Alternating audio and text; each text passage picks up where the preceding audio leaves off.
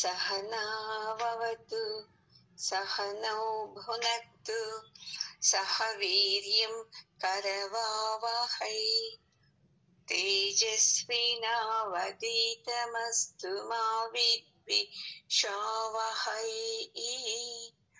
ओम शांति शांति శాంతి.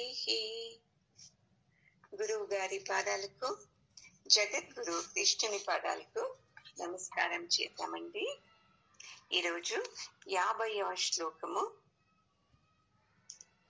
బుద్ధియుక్తో జహాతిహ ఉభే సుకృత దుష్కృతే తస్మాద్యోగాయ యుజ్యస్వ యోగః కర్మసు కౌశలం. అర్జునునికి ఇంకా తన అజ్ఞానం ఏంటో తెలియటం లేదు. నా నుండి అవుతుంది యుద్ధము, నా నుండి అందరకు కష్టము, ఇలాగే ఉన్నాడు కదా. అందుకని పరమాత్ముడు ఈ శ్లోకంలో చెప్తున్నాడు, అర్జున, నీవు ప్రతి ఒక్కటి నీ మీదే, నా నుండి అవుతుంది యుద్ధము, ఈ కర్మ వస్తుంది, పుణ్యం రాదు అని ఏదేదో యోచిస్తున్నావు కదా. అలా ఎందుకు అనుకుంటావు? నీవు ఈ కృష్ణ ప్రజ్ఞ అంటే ఇది ఎంత పరమాత్ముడు చేపిస్తుండేది. అతనుకు తెలిసి ఇవన్నీను, ఈ జగత్తంతా అతని నుండి నిర్మితమైంది. అతను సృష్టి స్థితి లయ అన్ని అతను చేస్తుండేది. అది పరమాత్మ నుండి వాన్ నుండి అవుతుంది తప్ప నా నుండి కాదు అని నీకు మొదట అర్థం కాని. ఇది కృష్ణ ప్రజ్ఞ అని బాగా హెచ్చరిస్తున్నాడు పరమాత్ముడు. ఎందుకంటే అర్జునునికి ఇదే కదా ఉండేది, నా నుండి అవుతుంది అని. అది తప్పు అని చెప్తున్నాడు చూడండి. ఎందుకంటే ఈ జగత్తులో అంతా, జగత్తునంతా కాపాడే దేవుడు పరమాత్ముడు. ఏదేది ఉత్పత్తి అవుతుంది, ఏది నాశనం అవుతుంది, ఏదేది ప్రసిద్ధి పొందుతుంది అంటే ಬೆಳವಣಿಗೆ ಎನ್ನೋದಕ್ಕೆ ಏನನ್ನದು అన్నీను పరమాత్ముని శక్తితోనే అయ్యేది. ఇది ధర్మము అధర్మాలంతా మనం నిర్మించుకోండేది. అర్జున, ఇప్పుడు వాళ్ళు చనిపోతారు, వాళ్ళ మీద యుద్ధం చేయకూడదు అనేది నీ ధర్మం. అది పరమాత్మని ధర్మం వేరే ఉంటుంది. ఆ ధర్మాన్ని అనుసరించు, అది కృష్ణ ప్రజ్ఞ. దాంతో నీవు పని చేయి. మనం అనుకుంటున్నారు, అయ్యో మనతోనే ఉంది. ఇప్పుడు చూడండి, సిజేరియన్ ఆపరేషన్ చేపించే వాళ్ళు ఏమంటారు, మేము ఈ టైం చూసి మంచి టైం అని మేమే ఆపరేషన్ చేపిస్తున్నామండి అని చెప్తారు గొప్పగా. కానీ కాదు, ఈ జనన మరణం ఇవి రెండును మనతో లేనే లేదండి. అది పరమాత్మనిలో ఉండేది. అది అతను చూసుకుంటాడు ఇవంతాను. చూడండి, ఇప్పుడు 12:30కు సరిగ్గా డెలివరీ అయితే మంచిది అని టైం వస్తుంది అనుకోండి. మీరు ఆపరేషన్ చేయించేటప్పుడు 12:30కి అవుతుందా డెలివరీ? అది మీరు ఎక్కువ తక్కువ అవే అవుతుంది. ఒక్కొక్క సెకండ్ అయితానే ఉంటుంది. మీకు చెప్పింది ఏమి పురోహితులు 12:30కి అని. అది 12:50 కావచ్చు, 12:40 కావచ్చు, సెకండ్లు ఎక్కువ తక్కువ కావచ్చు. అయినా మీరు గొప్పగా చెప్తారు, మేము ఈ టైం మంచిదని, ఈ టైంలోనే ఆపరేషన్ చేపించాము అని. అది అన్నీను పరమాత్మని చేతిలో ఉండేది. జనన మరణాలు రెండును మనతో లేనే లేదు. ఇది బాగా తెలుసుకో అర్జున. నీవు వాళ్ళు చనిపోతారే, మా తాత చనిపోతాడే, మా గురువు గారు చనిపోతావే అని ఇది చెప్తున్నావు కదా, పదే చెప్తున్నావు కదా. వాళ్ళు చనిపోతే నాకు కర్మ వస్తుంది, పాపం వస్తుంది అని.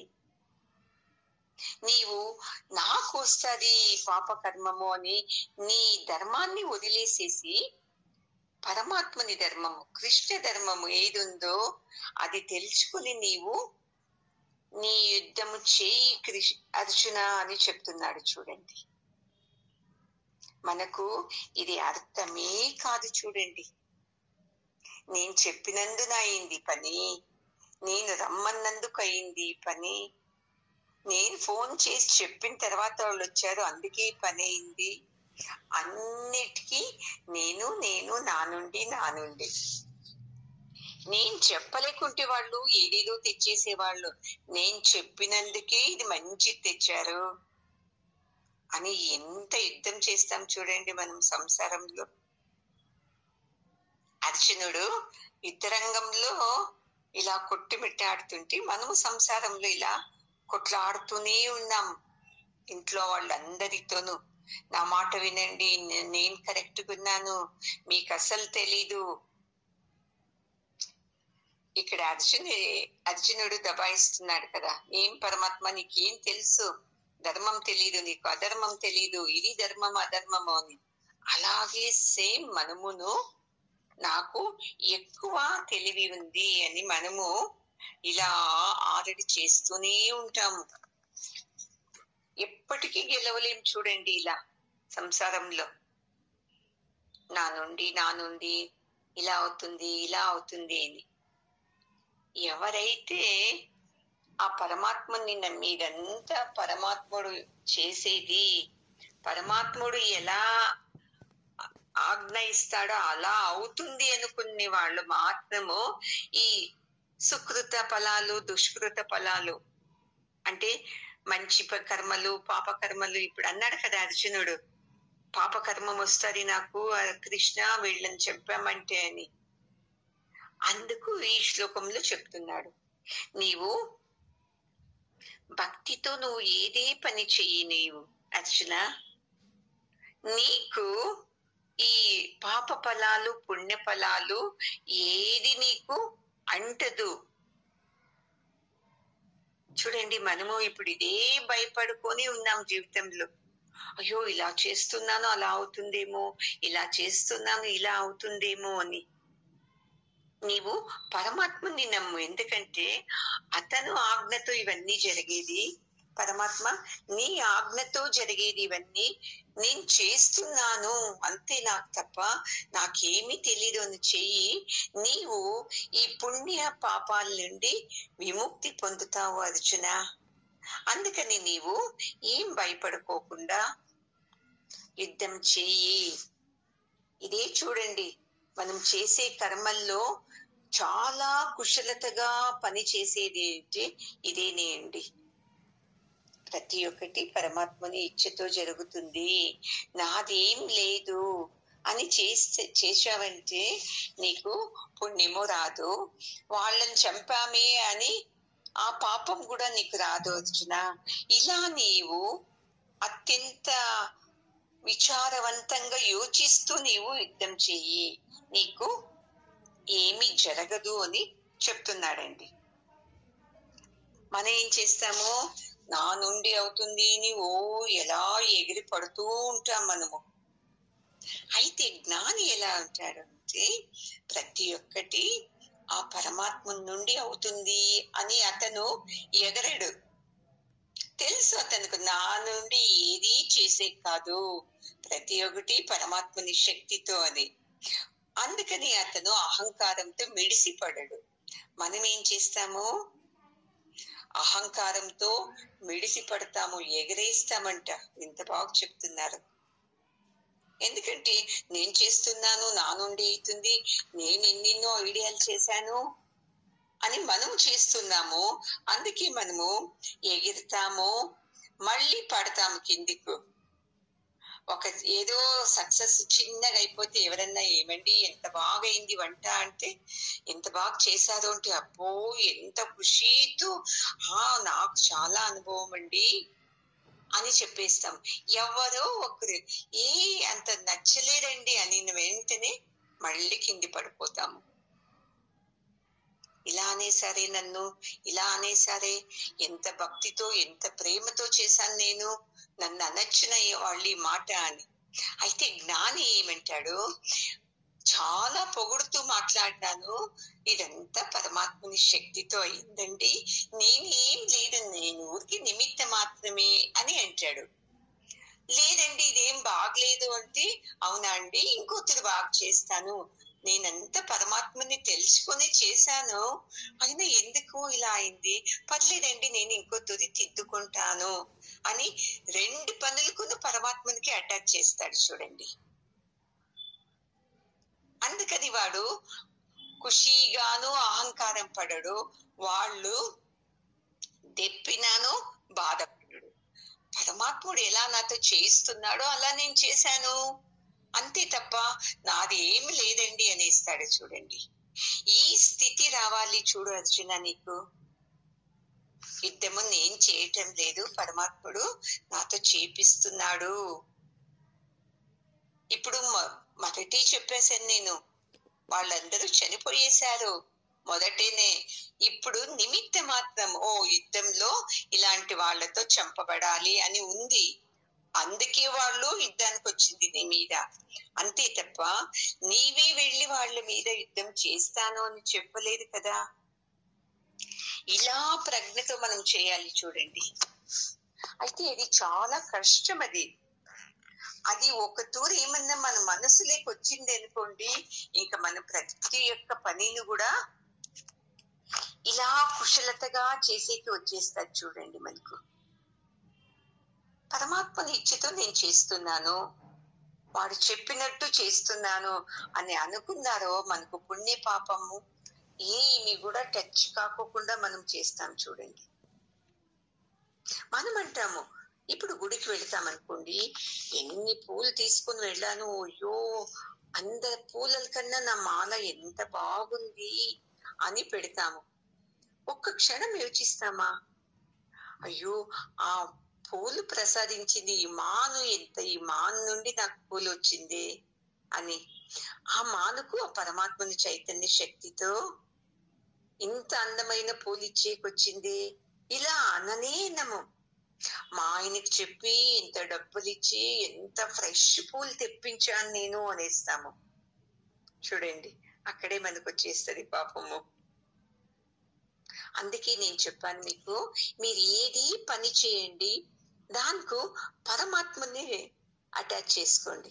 పరమాత్మని శక్తి నుండి చేస్తున్నాను, పరమాత్మని చైతన్య శక్తితో నేను ఇవన్నీ మాట్లాడుతున్నాను, చేస్తున్నాను, పరమాత్ముడు నీ కరుణ లేకుంటే నేను చేసేదానికి కాను, అలా అనుకొని చేస్తూ ఉండండి. చూసుకోండి, అప్పుడు చూడండి మనం కృష్ణ ప్రజ్ఞలో పని చేస్తూ ఉండేటట్టు. ప్రభుదేవుడు ఏమి చెప్తాడు తెలుసా అండి, పూలు పెట్టాను, పుష్పాలు పెట్టాను, పత్రి పెట్టి పూజ చేశాను నేను, నాకు పుణ్యం వస్తుంది అని బుద్ధి లేని వాళ్ళ బాగా వినండి. ఆ పూలు పత్రలు పుష్పాలు ఇచ్చే ఆ చెట్లు కంతాను నీళ్లు పోసి రక్షించి బాగా ఎదగాలని చేశారు కదా, ఆ చెట్లుకి వృక్షాలకు వెళుతుంది, కానీ పుణ్యము నీకెలా వస్తుందిరా బుద్ధి లేనివాడా అని చెప్తున్నారు చూడండి ప్రభుదేవుడు. మనం ఇదే అహంకారం కదండి, అయ్యో ఎంత కష్టపడి నా బాబుని పంపించి తెప్పించాను పూల్ని, ఎంత కష్టపడి మా ఆయనతో తెప్పించాను తెలుసా అని ఇలా అంటాం. కానీ ఆ మానల నుండి చెట్ల నుండి ఇంత మంచి పూలు పరమాత్ముడు నాకు పంపించాడు పూజ చేయమని అని ఎప్పుడైనా చెప్తామా మనము? చెప్పము.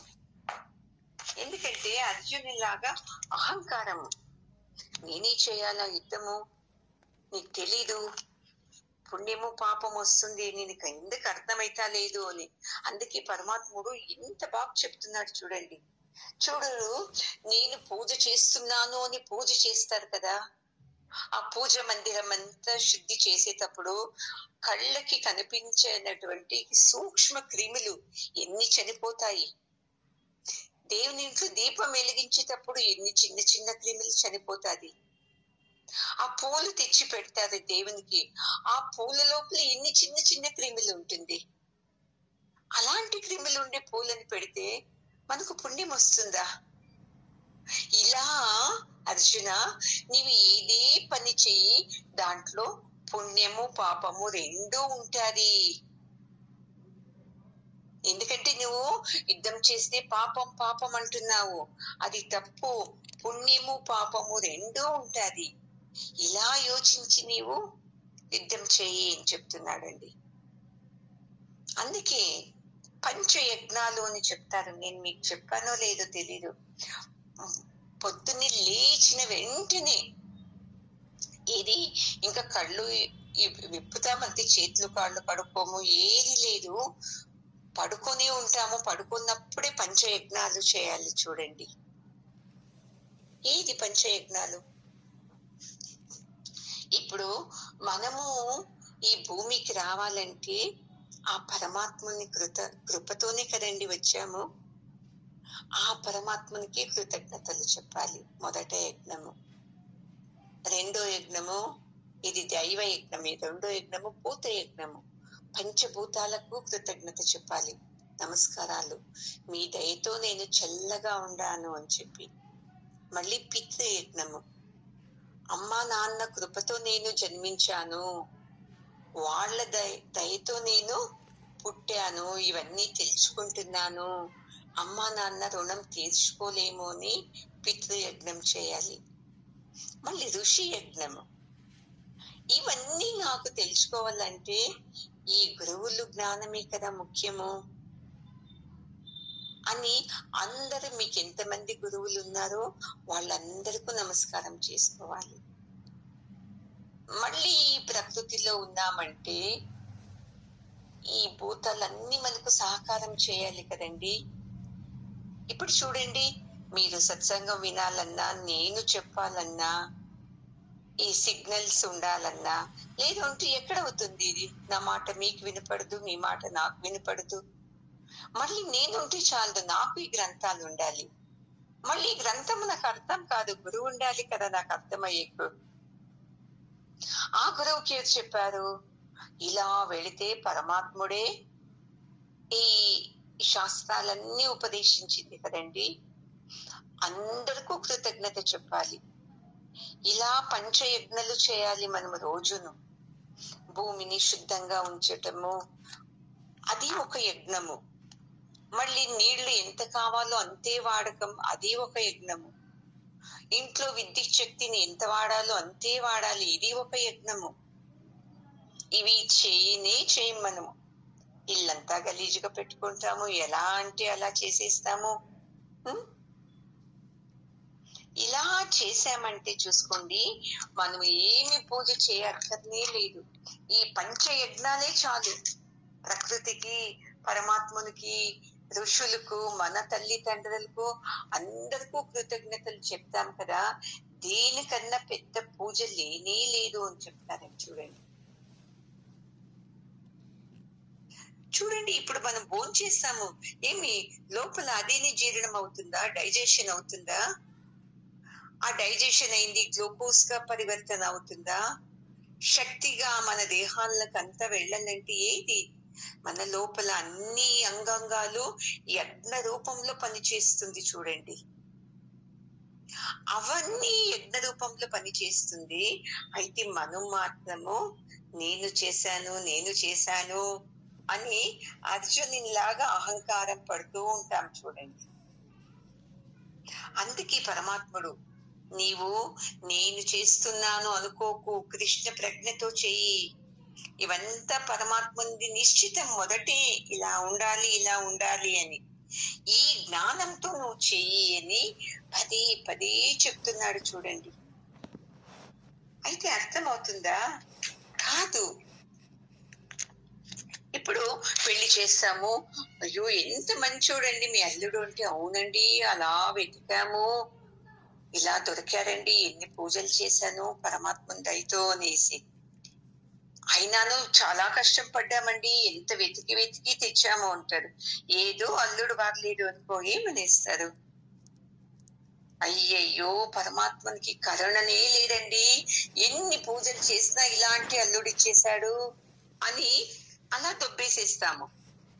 మంచిదైతే ఎంత కష్టపడ్డాం తెలుసా అండి, అంత మంచి అల్లుడు దొరికాడు అనేసి. ఎవరికైతే అర్జున ఇలా ప్రతి ఒక్కటి వాన ఇచ్చలేనిది మనకు దొరకదు, వాడు ఎలా ప్లాన్ చేశాడో అలాంటిది మనకు దొరికేది అని తెలుసుకున్నారంటే అసలు మనకు బాధనే కలగదు అర్జున. అందుకని నీవు నా నుండి యుద్ధం కాదు, ఆ జగన్నాథుడు ఇవన్నీ చేస్తుండేది అనే భావంతో చేయమని చెప్తున్నాడండి. ఆయనను అర్థమే కావటం లేదు మన అర్జునునికి. అవుతుందా? అందుకే ఇప్పుడు చెప్తున్నారు, కర్మజం బుద్ధి యుక్తా హి ఫలం త్యక్త్వా మనీషిణః జన్మ బంధ వినిర్ముక్తాః పదం గచ్చన్త్యనామయం.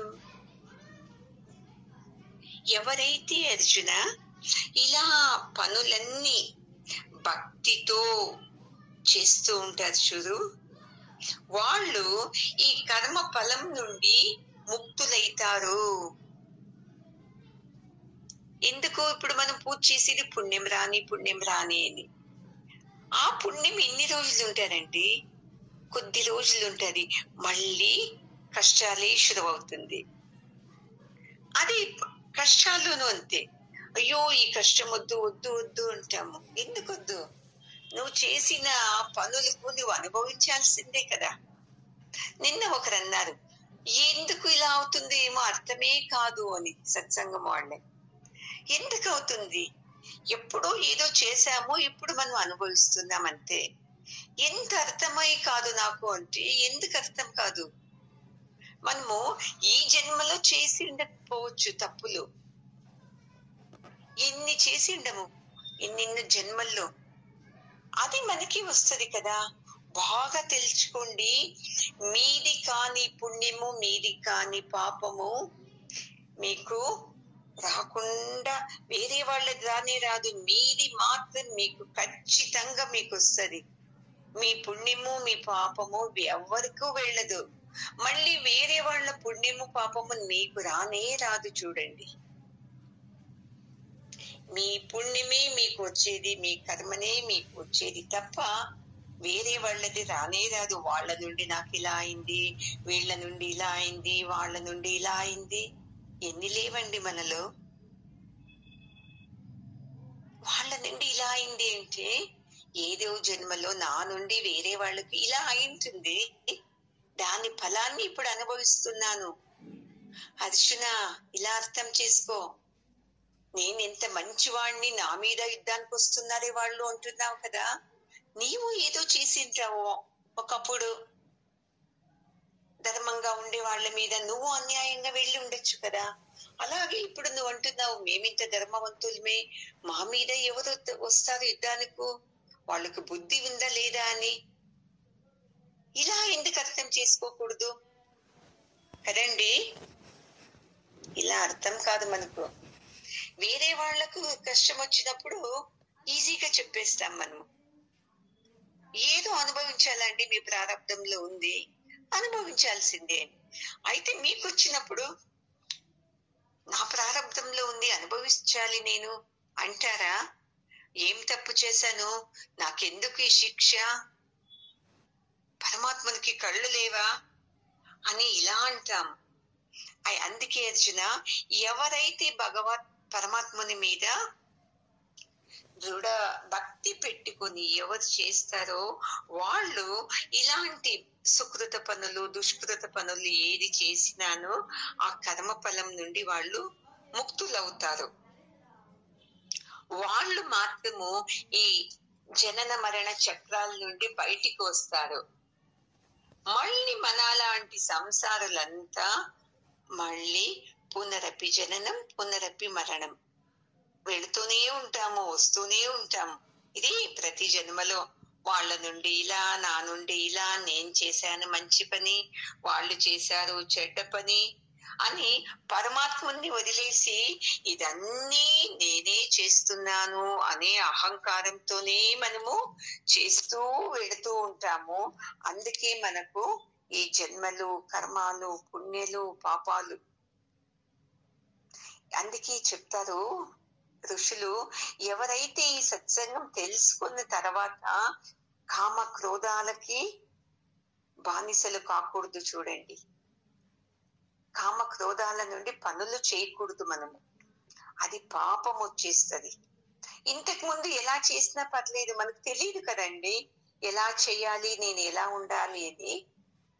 ఇప్పుడు ఇంతంతా తెలిసిన తర్వాత అవును ఇప్పుడు నేను అనుభవిస్తున్నాను అంటే ఎప్పుడో నేను వాళ్ళకు ఎవరికో దుఃఖం తెచ్చాను, ఇప్పుడు నాకు దుఃఖం కలిగింది అని తెలిసిన వాళ్ళు ఇంకొకరికి క్రోధంతో మాట్లాడడం కానీ చెడ్డది చేసేది కానీ చేస్తారా అండి? చేయరు. అలాంటి వాళ్ళు మాత్రమే ఈ జనన మరణ చక్రాల నుండి బయటకు వస్తారండి. ఇలా ఎవరైతే ఈ కర్మ అంటే పనుల్ని ఇలా కౌశలంగా విశాల భావంతో యోచన చేసి చేస్తారో వాళ్ళు ఎప్పుడూ ఆనందంగా ఉంటారు. చూడండి, మళ్ళీ ఇప్పుడు చెప్పారు కదా, నీవు చేసే పనుల నుండి నీకు అన్నీ వచ్చేది, నీవు చేయకుండా పనుల నుండి నీకు ఏది రాదు. ఇలా తెలుసుకుని ఎవరు పనులు చేస్తారో వాళ్ళు సుఖ దుఃఖాలు లేని ఆ నిశ్చింతత స్థానానికి చేరుతారండి. అంటే మోక్షానికి అర్హులు వాళ్ళేని అని ఎంత బాగా చెప్పేస్తున్నాడు చూడండి పరమాత్ముడు. మనం ఎప్పుడైతే ఈ ఫలాల్ని అపేక్షించడము, సంఘాన్ని అపేక్షించడం చేసి మనం పనులు చేస్తూనే ఉంటాం కదా, అందుకే మనకు పాప పుణ్యాలు ఎప్పుడు అంటుకునే ఉంటుంది. మనము పరమాత్మని సంఘాన్ని ఆశ్రయించాలి. పరమాత్మ నువ్వు చెప్తున్నావు నేను చేస్తున్నావు అని చేశామంటే చూసుకోండి, అప్పుడు మనము ఆనందంగా చేస్తాము. ఈ అటాచ్మెంట్ లేకుండా చేయాలి, నా నుండి నేను చేస్తున్నాను అని. అప్పుడే మనము నిజమైన శ్రేష్ఠ స్థితిని పొందేకి సాధ్యమవుతుంది అర్జున. అందుకని నీవు ఏం భయపడుకోకుండా యుద్ధం చేయి. నీకు కర్మను రాదు, పుణ్యము రాదు. మళ్ళీ నువ్వు అంటున్నావి వాళ్లకు మోక్షం దొరకదు అని. నీవెలా చెప్తావు వాళ్ళకు మోక్షం దొరకదు అని? వాళ్ళ పుణ్యం ఉంటే వాళ్ళకు మోక్షమే ఉంటుంది. వాళ్ళకి ఏమని ఉంటుంది? యుద్ధంలో అర్జునుని చేతనే చనిపోయావంటే నీకు పుణ్యమని ఉండొచ్చు కదా. చూడండి పరమాత్ముడు ఎంత బాగా చెప్తున్నాడు. యుద్ధంలో చనిపోతే నీకు పుణ్యమని ఉంటుందేమో, అలా ఎందుకు యోచించకూడదు నువ్వు అని అర్జునునికి రెండు పక్కల నుండి చూడు, ఇలా యోచిస్తే తప్పు, వాళ్ళ పక్క నుండి యోచించు, ఇలా యోచిస్తే సరి అని విశాల బుద్ధితో నీవు యోచించి పనులు చెయ్యి. నీ నుండి ఏది కాదు అంతా పరమాత్మ నుండి అని యోచించేవంటే నీకు అన్ని మంచిదవుతుంది. అందుకే మనము ఈ సంఘటన జరిగిన మన మనసుని గలీజ్ చేసుకోరాదు. చూడండి, ఏదే కారణాలకు. ఎందుకంటే మన మనసు నుండినే కదండి యోచనలు చేస్తాము. ఆ యోచనల నుండినే మనకు పుణ్య పాపాలు. ఎవరో వచ్చి అంటారు, అయ్యో నేను ఇలా అన్నారు అని వెంటనే అప్పుడే పూజ చేసి ప్రశాంతంగా ఉంటది మనసు. ఆ మాట విన్న వెంటనే నన్నన్నారా, వాళ్ళలాంటి వాళ్ళు, వీళ్ళలాంటి వాళ్ళు అనేసి తక్షణం మనసంతా క్రోధంతో నిండిపోతుంది. అలా అన్నారా నన్ను, అయ్యో అనుకొని లేండి పాపము, ఏదో వాళ్ళకి అలా అనిపించుంటుంది నన్ను చూసి అని అనుకొని వదిలేశారనుకోండి, ఎంత ఆనందంగా ఉండరా మీరు?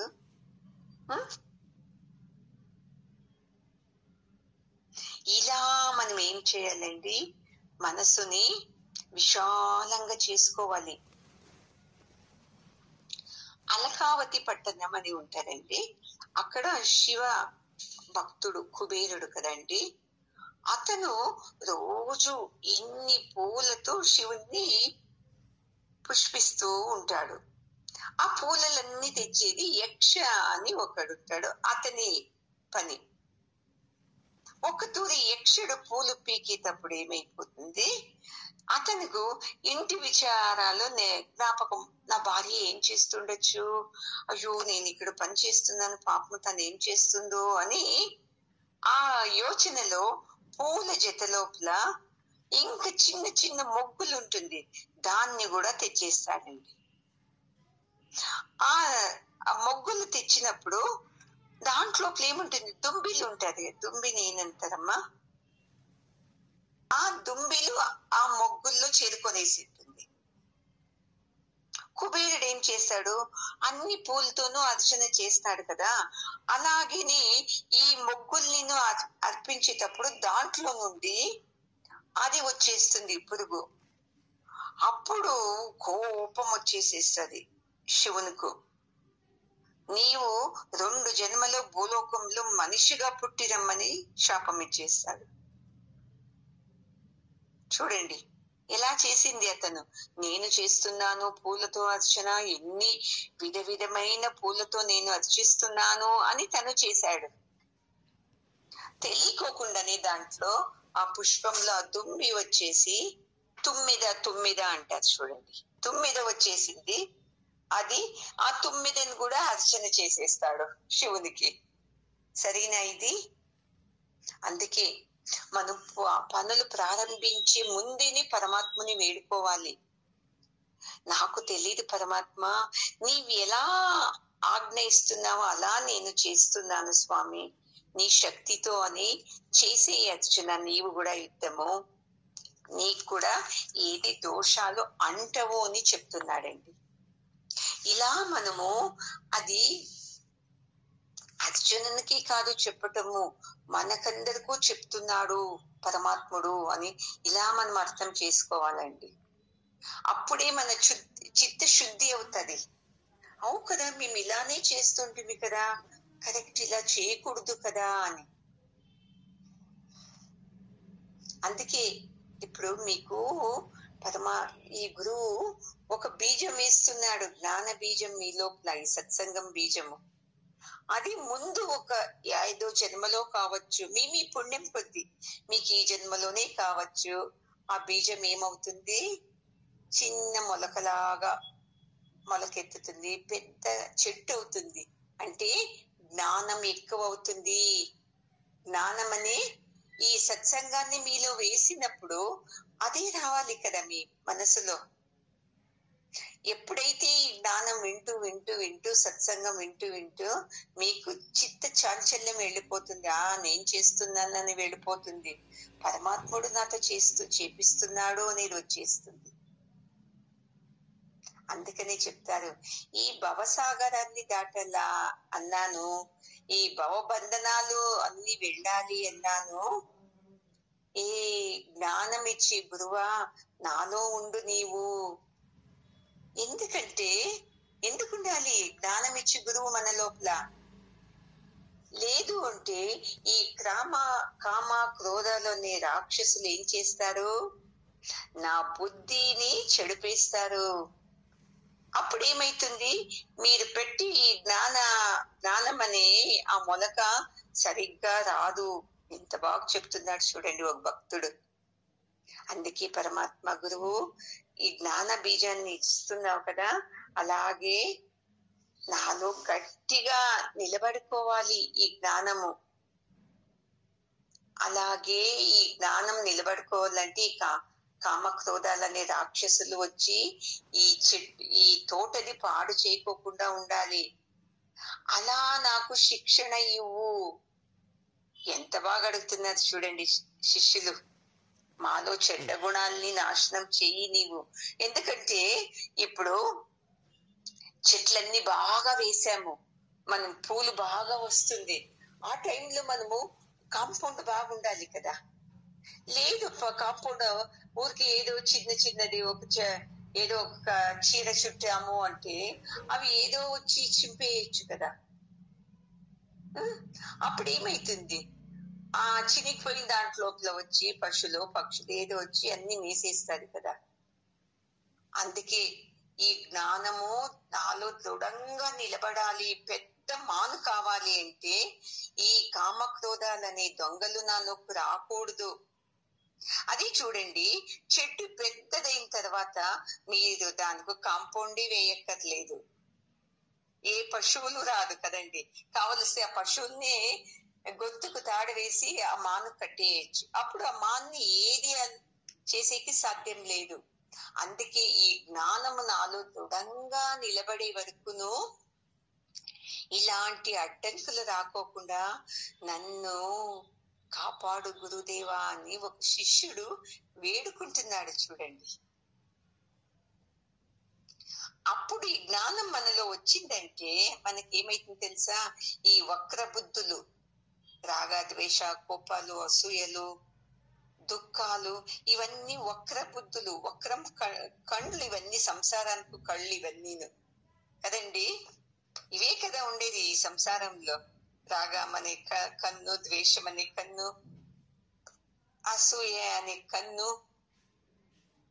ఇవన్నీ ఉండేటప్పుడు నాలో జ్ఞానము రాదు గురుదేవా. అందుకే నాలోని ఈ కుబుద్ధిని తీసి సుబుద్ధిని ఇవ్వు అని వేడుకోవాలి మనము. అప్పుడు చూసుకోండి, మనకు ఇలా శ్రేష్టమైన ఫలం మనకు దొరుకుతుంది. ఏమి శ్రేష్టమైన ఫలము? సర్వము ఆ కృష్ణుని కృపతో జరిగేది, తను చెప్పినట్టు నేను చేస్తున్నాను అనే ఈ జ్ఞానం మనకు వచ్చిందనుకోండి, మనకు పుణ్యం పాపాలు లేకోకుండా మనము మోక్షం వైపు వెళ్ళొచ్చు అని పరమాత్ముడు చెప్తున్నాడండి.